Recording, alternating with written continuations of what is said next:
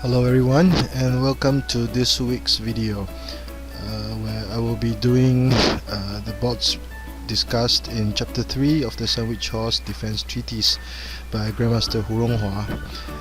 Before we begin, a short review. In chapter 2, a fundamental question was examined: what would happen if Red insisted on playing or developing his left horse as a proper horse with h8+7. There were a few bots, there were a few variations that were introduced.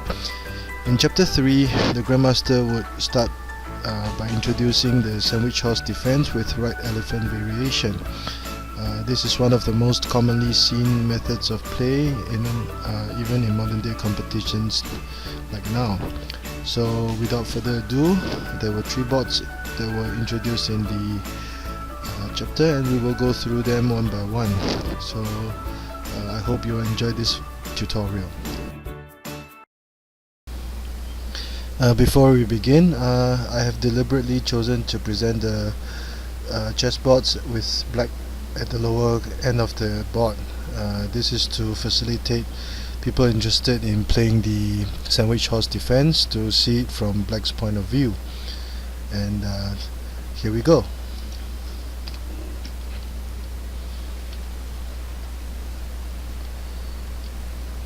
Red will push the third pawn forward early in the game to limit the development of black's left horse.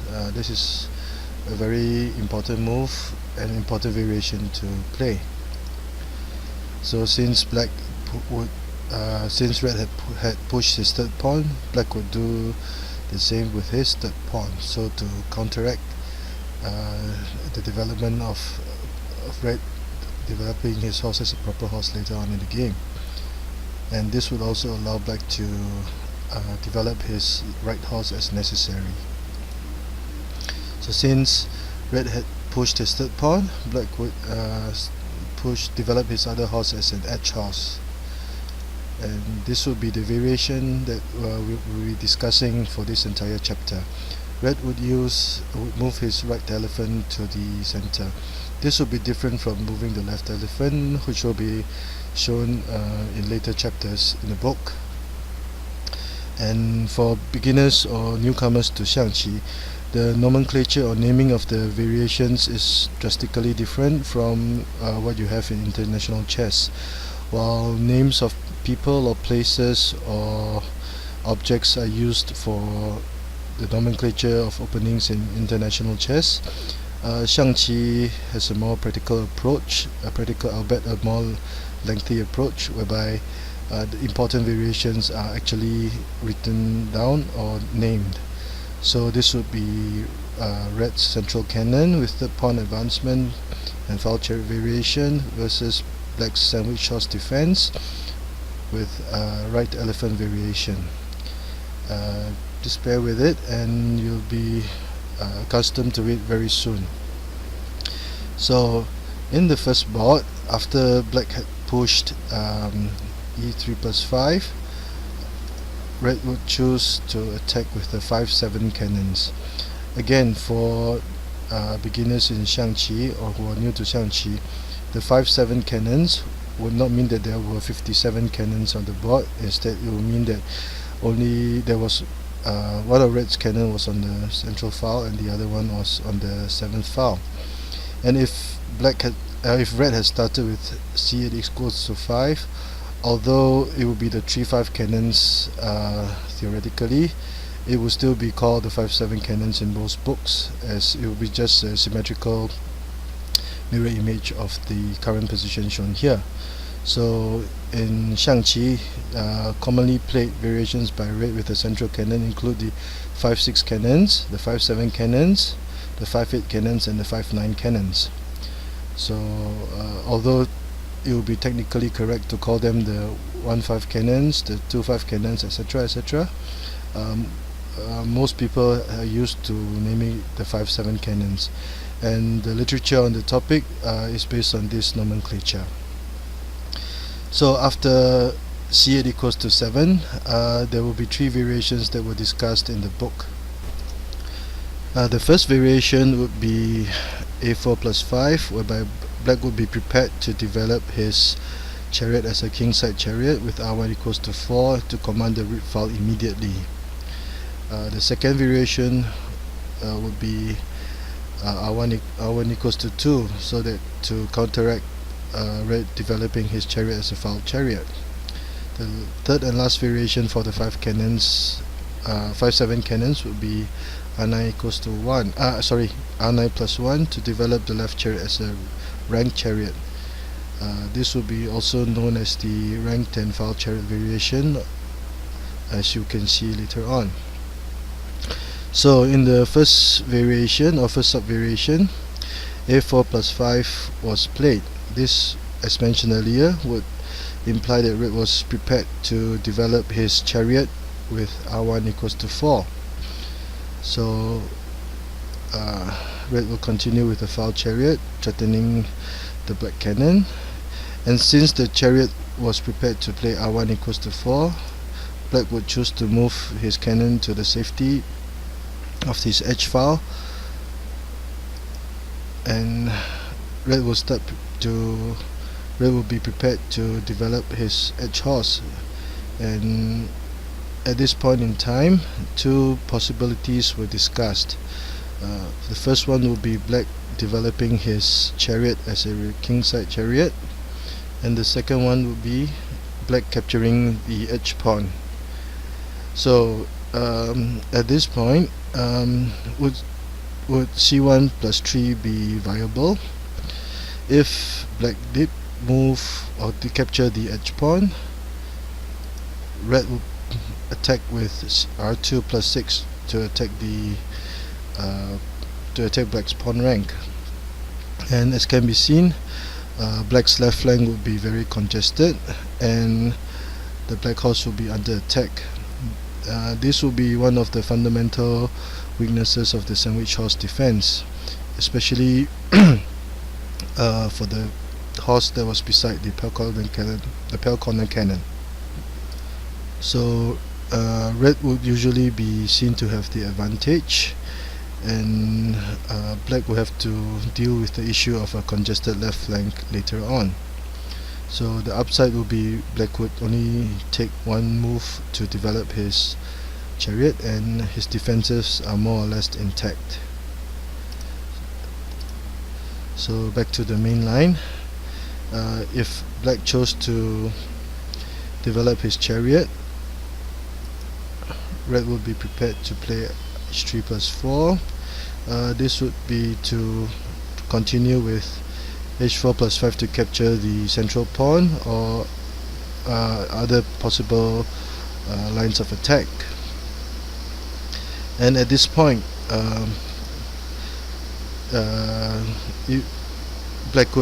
it was advised by the Grandmaster that black could develop his left chariot as a file chariot. So one might wonder, since r1 equals to 4 had been played and r1 equals to 4 had been played, and since the red horse would have discouraged the black chariot from patrolling the riverbank, would r4 plus 5 for the cross riverbank chariot be a possible would it be viable? The answer would be no. Red will simply capture the central pawn and attack the black chariot. Even after exchanging, black's right flank would be rather empty and vulnerable, and red would have a central cannon in place. So this is usually discouraged for black, whereby to develop his rib file chariot as a cross riverbank chariot.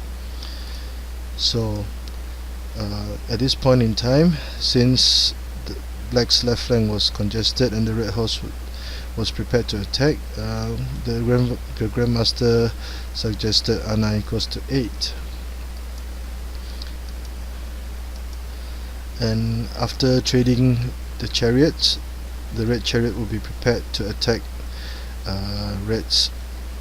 black's pawn rank. And at this point in time, it will be obvious that red would have the advantage firmly in hand.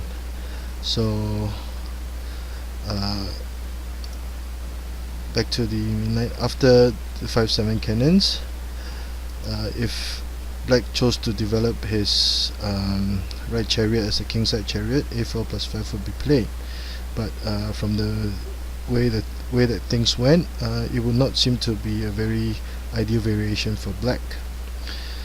So instead of playing a4 plus 5, the second variation that will be discussed, or that was discussed, was r1 equals to 2, where black would try to be faster than red in developing his chariot as a file chariot. So since black chose to develop his chariot as a file chariot, black would push his cannon forward and to attack red's pawn rank. One would wonder, would it be possible or viable for black to play a4 plus 5 at this point? The answer would be no, because if a4 plus 5 were played,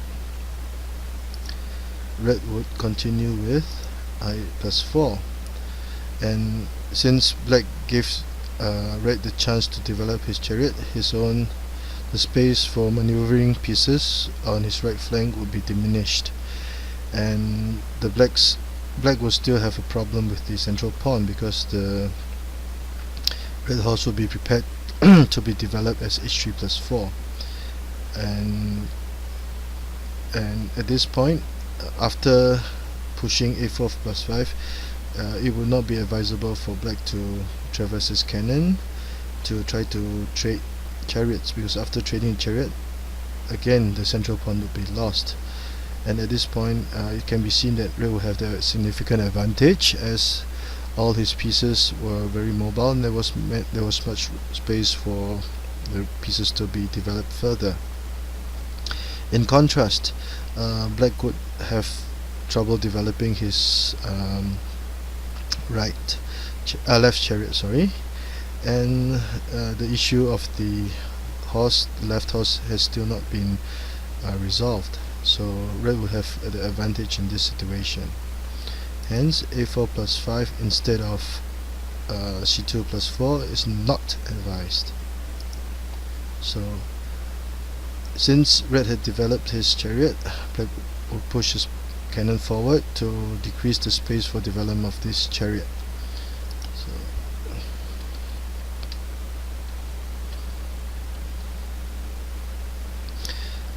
Black would sacrifice 2 pawns, and this is a very famous variation for red. The red pawns were sacrificed so that red could gain momentum, because after sacrificing the pawns, red could develop his right chariot with r2 plus 4 to threaten the pawns, and would have much space or room for development. So when red offered his pawn as a sacrifice, would it have been better for black to try to trade chariots? We shall see.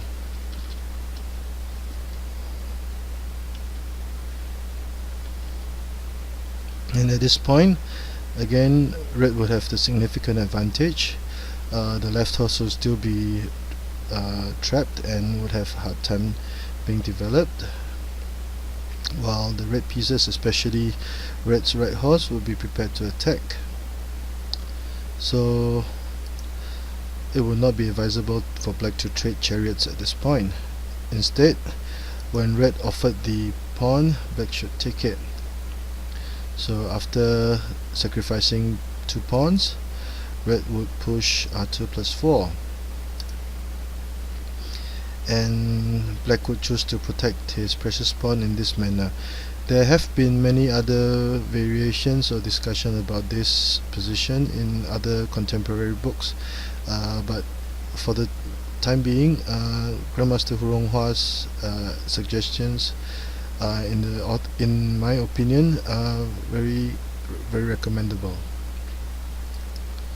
So since p3 equals to 2 was played, red would immediately target the pawn, and at this point 2 more variations were discussed by the Grandmaster.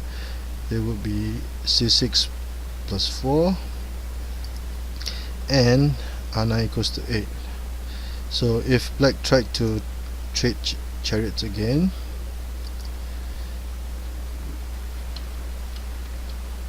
red would still have the significant advantage, because the edge horse would now be developed and black's right flank was rather empty and very vulnerable. So it would not be advisable for black to try to trade chariots at this point in time. So if black tried to protect his cannons in this manner, red would still initiate a trade of chariots. One might wonder, would h9 plus 8 to capture the pawn be better? Would this be better than using the chariot? And black would have the advantage.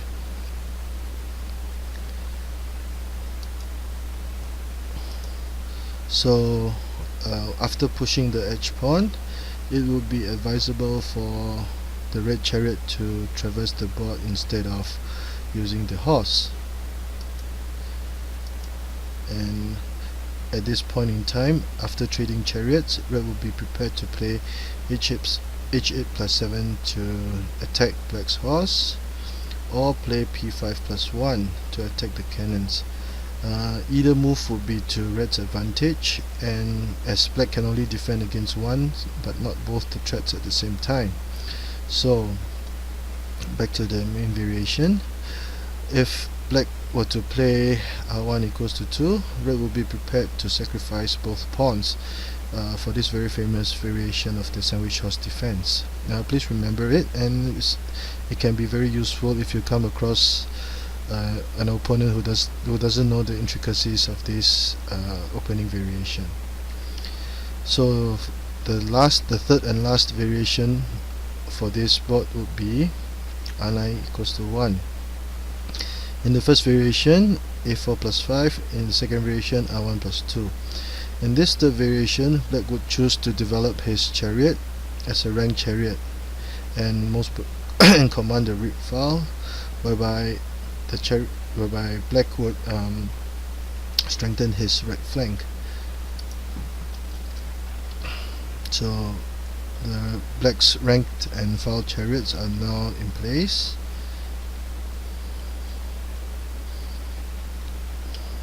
Okay.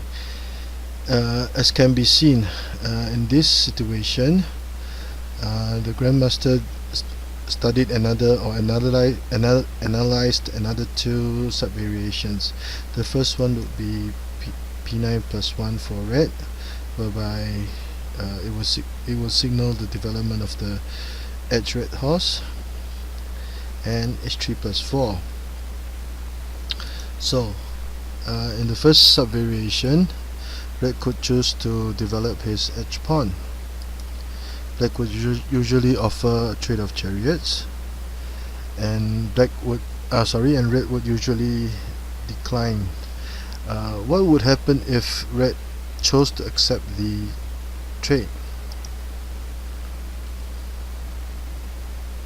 And this would be the key move that black would have in place. So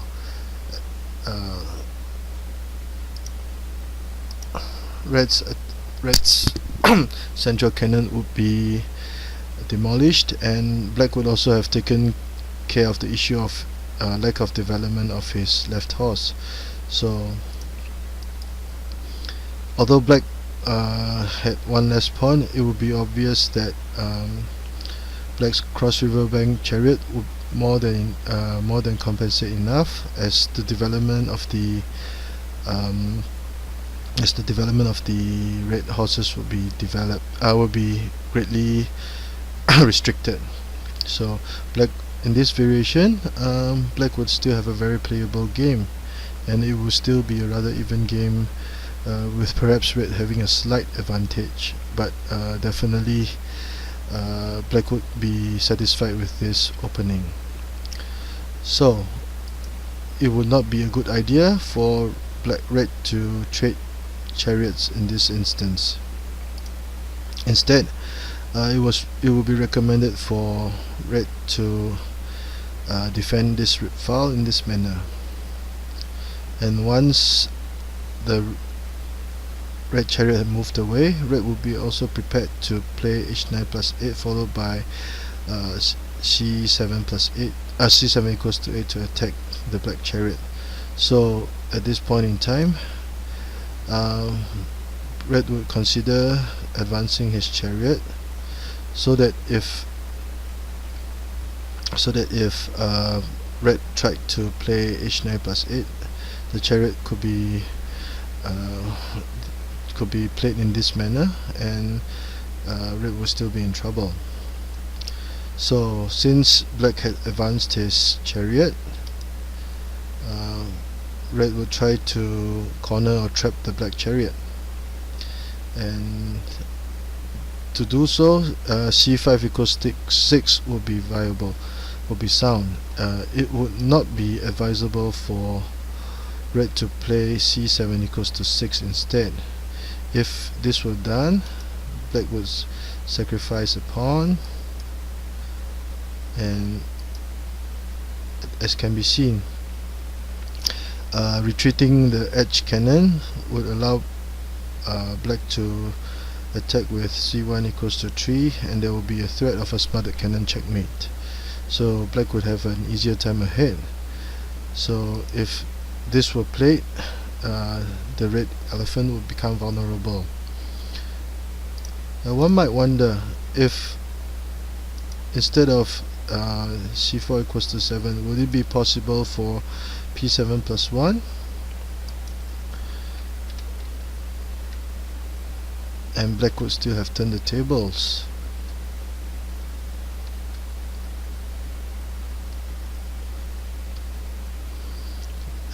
Black would be delivering a check, and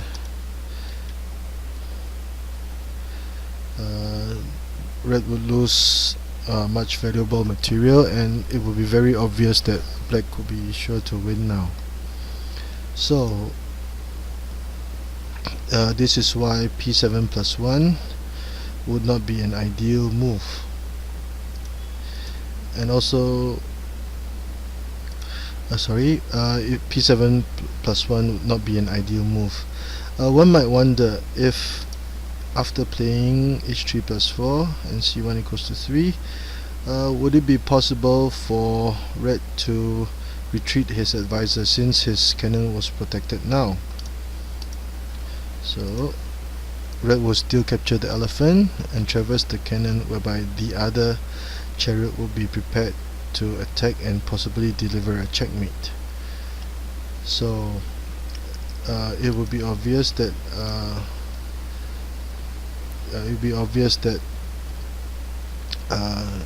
c7 equals to 6 would not be a good move. So back to the main line. r4 equals to 7, although it would be slightly better than p7 plus 1, would still result in a very vulnerable position. Okay. So after c5 equals to 6 were played,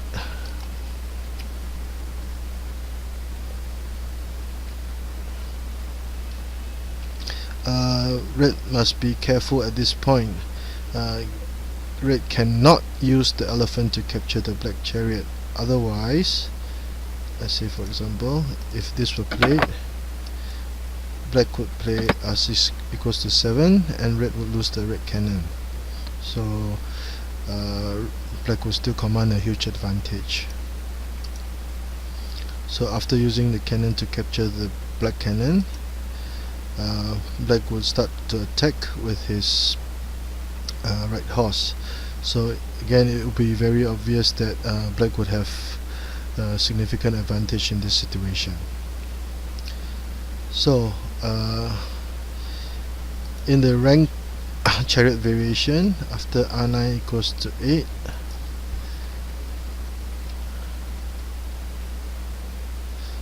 the first sub-variation that was discussed was p9 plus 1.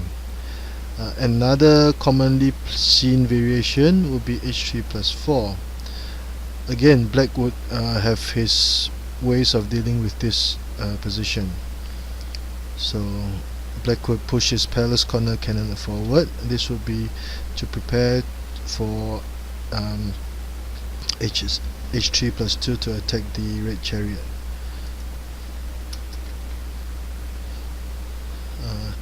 And although this was initially black's plan, h3 plus 2 at this point in time would not be ideal, as black could counter with r8 equals to 5. Black's attack would actually run out of gas, and red would still apply much pressure on black's left flank in this situation. Hence, c2 equals to 1 was advocated by the Grandmaster.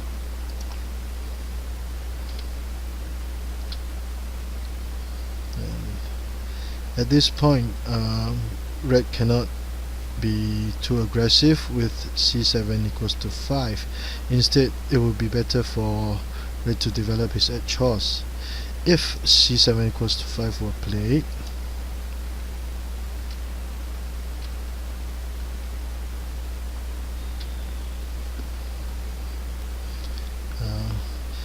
red cannot retreat the cannon now, cannot retreat his cannon, or black would attack the horse in this manner, and black would still have a significant advantage. So it would be best for red to sacrifice the horse, and at this point in time both the black horses would be developed, and although red had a central cannon, there was not much else that red can do. So at this point in time, black can be considered to have seized the initiative away from red. So this was the first board. A quick review. In the first board, c8 equals to 7 was played, and 3 variations were discussed for black. They were a4 plus 5, r1 equals to 2, and r9 plus 1. And amongst the 3 sub variations, it would seem that black's r9 plus 1 would be the best choice for black at this point. So this is the moves that were shown in this board were quite are considered to be quite rudimentary and fundamental, but of special interest would be the double pawn sacrifice by red. This variation is still often seen in actual games, in actual over the board play and tournaments. And so we shall go to the second board in the book. I hope you have enjoyed the first board, the first of 3 boards in chapter 3. It's a little bit lengthy, but I hope to explain everything in as much detail as possible. And I thank you for your attention. If you like my YouTube channel, please subscribe, and I will be doing the remaining 2 boards very soon. And I thank you again for your for your attention. See you next week.